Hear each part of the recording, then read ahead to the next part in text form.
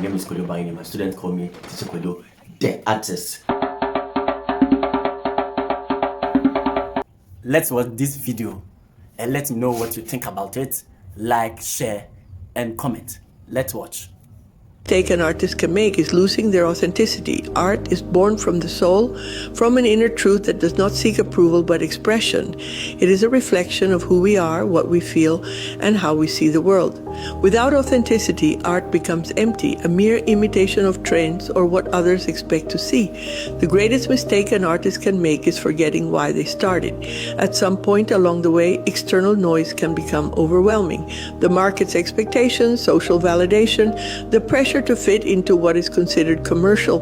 But art is not a factory product. It is an extension of the spirit. When a creator betrays their essence to please others, their work loses depth and their connection with the audience fades. Authenticity is what makes an artist immortal.